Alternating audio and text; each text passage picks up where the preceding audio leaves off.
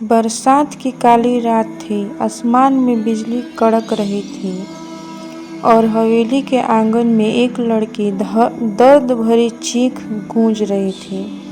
नहीं चाची, मैं शादी नहीं करूंगी। सिया रोते हुए जमीन पर बैठ गई। उसकी आंखों में डर साफ दिखाई दे रहा था। सामने खड़ी चाची सरोज देवी गुस्से में तमतमाई हुई थी। चुप, बहुत सिर चढ़ा लिया है तुझे। तेरे माँ बाप नहीं रहे, हमने पाला है तुझे। अब हमारी इज्जत का सवाल है, जो हम कहेंगे वही होगा। सिया की शादी जिस आदमी से तय हुई थी वो था आर्यन, 35 साल का, खामोश और बेहद सख्त स्वभाव का इंसान। गांव में उसकी चर्चा अलग ही थी। लोग कहते थे कि उसकी प्रेमिका शादी से पहले भाग गई थी और तब से वह बिल्कुल बदल गया था। शादी हो गई। सिया लाल जोड़े में बेहद खूबसूरत लग रही थी, लेकिन उसके चेहरे पर खुशी नहीं, डर था। आर्यन ने बिना उसकी तरफ देखे उसकी मांग में सिंदूर भरा, जैसे कोई रस्म निभा रहा हो, दिल से नहीं। सुहाग रात आई। कमरा फूलों से सजा था, लेकिन सिया का दिल कांप रहा था।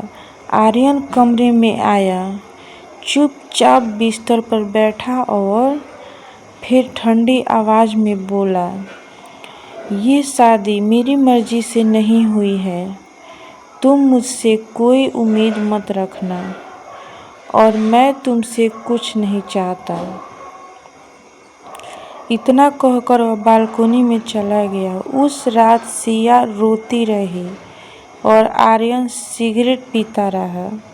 अगले दिन से सिया की नई जिंदगी शुरू हुई, लेकिन ये जिंदगी एक सजा जैसी थी। सुबह से रात तक घर के काम, ताने, अपमान और आर्यन की खामोशी। दिन गुजरते गए। एक दिन उसकी ननद ने समझाया, अगर तुम ऐसे ही रही ना तो भैया तुम्हें कभी अपना नहीं मानेंगे। उसने सिया को मॉडर्न कपड़े दिए और कहा कि आज रात कुछ अलग करने की कोशिश करो। सिया ने हिम्मत की, लेकिन जब आर्यन ने उसे उस रूप में देखा तो बस इतना कहा, ये सब तुम पर अच्छा नहीं लगता, और फिर चला गया। सिया का दिल टूटता जा रहा था। तभी एक दिन आर्यन ने अचानक कहा, कल से तुम कॉलेज जाओगी। सिया हैरान रह गई, लेकिन उसके लिए ये एक नया मौका था। कॉलेज में उसकी जिंदगी बदलने लगी। वहाँ उसे रिया जैसी दोस्त मिली, जिसने उसे जीना सिखाया। धीरे धीरे सिया का आत्मविश्वास बढ़ने लगा। अब वह पहले जैसी डरी सहमी लड़की नहीं रही। इसी दौरान उसकी मुलाकात कबीर से हुई। कबीर ने पहली बार उसकी आंखों में छिपा दर्द समझा। तुम खुश नहीं हो, मैं देख सकता हूँ, उसने कहा। सिया पहली बार किसी के सामने टूट कर रो पड़ी। दोनों करीब आने लगे। एक दिन पार्टी में सबके बीच सिया और कबीर ने साथ डांस किया।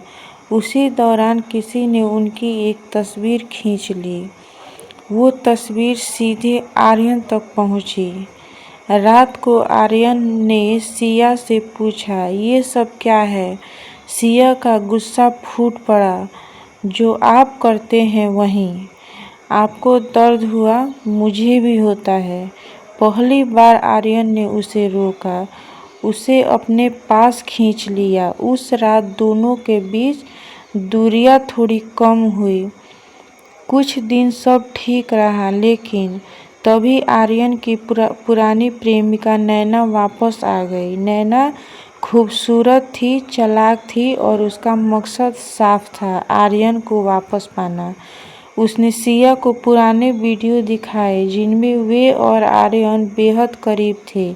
सिया का दिल टूट गया। एक रात उसने खुद को देखा, नैना और आर्यन एक साथ थे। बस उसके बाद सिया ने सब खत्म कर दिया।